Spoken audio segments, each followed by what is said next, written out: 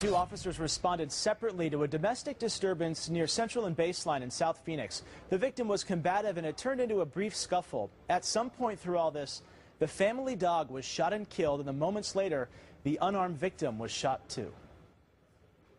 Killed him for no reason. They just shot him. The emotional mother of 29-year-old Daniel Rodriguez. The two were having an argument yesterday when she called 911.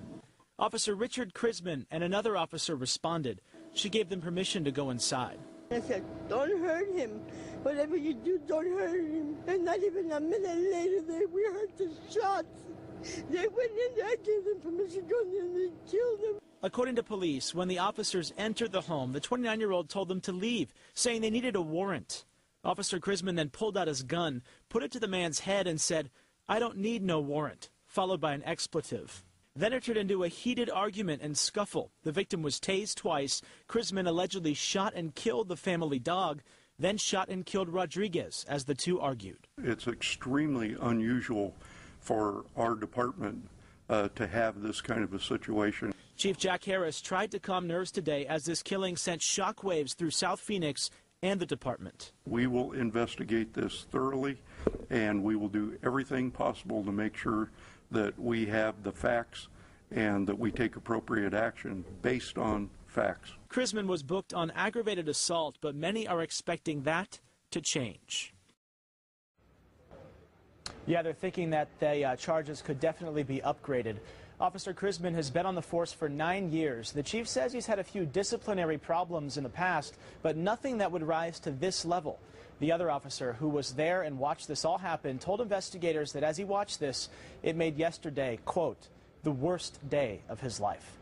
I'm Andrew Hasbin, Fox 10 News. Andrew, live tonight, Officer Frank Marino. He's a chairman of PLEA, the Police Officers Union. You heard all of this. What's your take on what happened? Well, John, at this point in time, we're standing behind our officer. Yeah, and I get that. I understand the thin blue line, but you got to admit, some of this stuff, if true, let me put up the graphic. I mean, you're talking about your first contact with the suspect, and this is what is said. He says, "I don't need no warrant," and an expletive, and pulls out a gun and allegedly puts it against this suspect's head. That's according to his partner. That's correct, and at this point, it's what it is. It's an allegation. There's an investigation that's going on. There's actually Frank, two investigations. I know all that. I get all that, but okay. Let's be honest here. A reasonable person would listen to that and say, that is outrageous. They would, but we do have what's called due process. We do have civil rights, and there's also the presumption that a person is innocent until proven guilty. Can you think of a scenario, Frank, where that would be warranted? And again, this is from his partner. This is from his own partner. Right, I understand. But there's two sides to every story. We're only at this point getting one side of the story.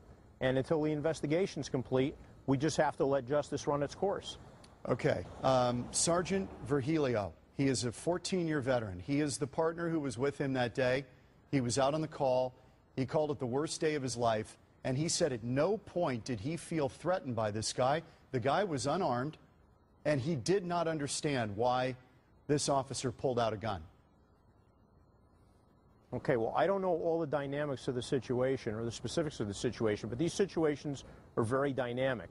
And there was obviously, Officer Krisman had initial contact with him, and based on what he felt, his actions, he did what he felt was justified and necessary at the time. Yeah, we'll sort it out. So, let me throw something at you. I know you're aware we did a piece called Cops in Color earlier in the year where we explored some of the dynamics in the minority community with police. I want to play you this from ASU professor Matthew Whitaker talking about excessive force. This was during our series Cops in Color.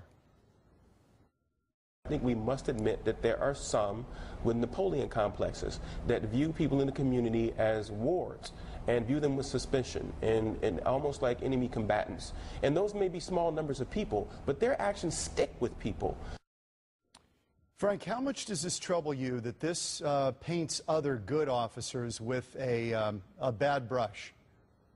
It troubles me a great deal because the majority of the people that are in the law enforcement profession are in the profession for the right reasons. They want to do the right thing, you know, and like anything else, they draw people for our job from society. Are there people that get through the system?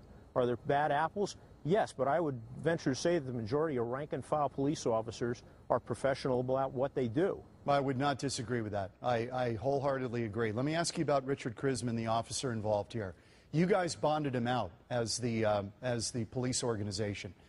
Has he said anything to you about what happened? I have not spoken to him personally, and you know, any conversation with him, it would be confidential.